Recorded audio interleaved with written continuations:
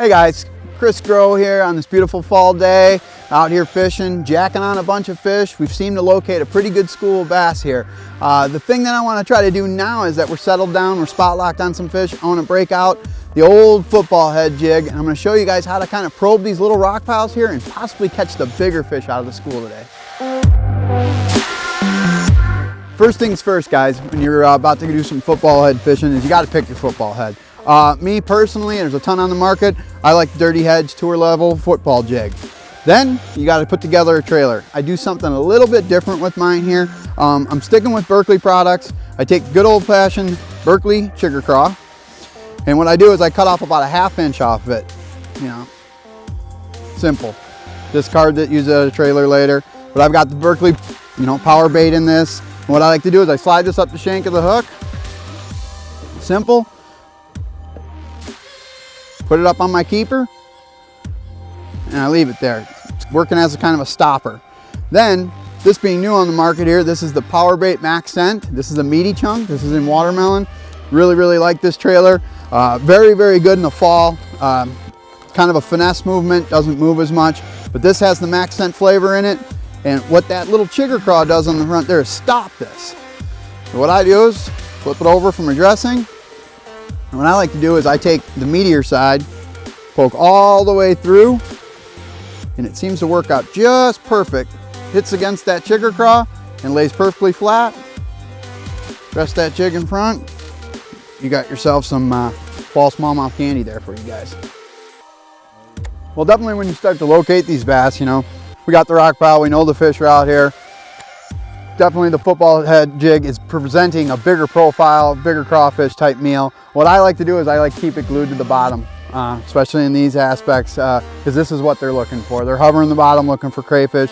So basically, I'm on the bottom now, we're in about 23 feet of water. I am just dragging ever so slow, feeling every single rock with that football turning on and off of rocks and boulders. There are other ways to work a football head for sure. You can get a little more aggressive with it, you can pop it, you can stroke it. But in the situation that we're here on this fall day, I like to just keep this thing on the bottom. Seems to be working, and keeping bottom contact is huge.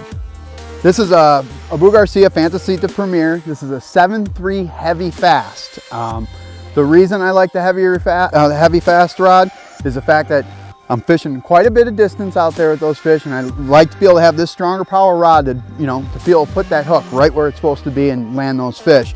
And another thing that helps me a lot of that is definitely, I use a Reveal Premier in a high speed. This is a 7.3-to-1. Like I was telling you earlier, they like to sneak up behind that bait, and what this does is allows me to catch up to them when they push that bait forward. This is teamed up with 20-pound test, 100% fluorocarbon by Trilene. Horse. So now that fish, guys, okay, this is a simple example. I was snagged on a rock. It felt like a little bit bigger boulder, kind of shook the rod. Having that heavier rod allowed me to pop that jig free, and like I said, he was probably behind it just hanging out, and it popped out, and here we go right now. That's a little bit better fish. Going back to the fact that I'm picking off the bigger ones out of this school with this football head. Let's see. Oh yeah, he's a nice one.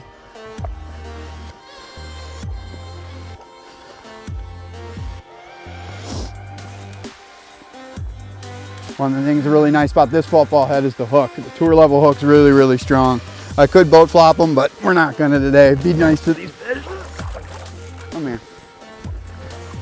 Look at this one. Heck yeah.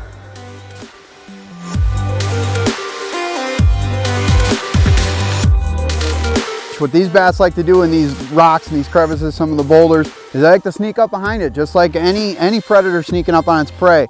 But what that's going to do to you is they're going to come up and they're going to push slack in that line. And you just got to be ready to kind of shake it and get back to the contact with them before you bust him. Make sure he's got it in his mouth. Yeah, well, like I was saying before, we found a pile of fish, and this here is a true statement of trying to find a bigger one out of the group on the old football head. Oh yeah. That's a dandy. Definitely a prime example of when you slow down on a school of fish, you can definitely pull the biggest fish out of that school.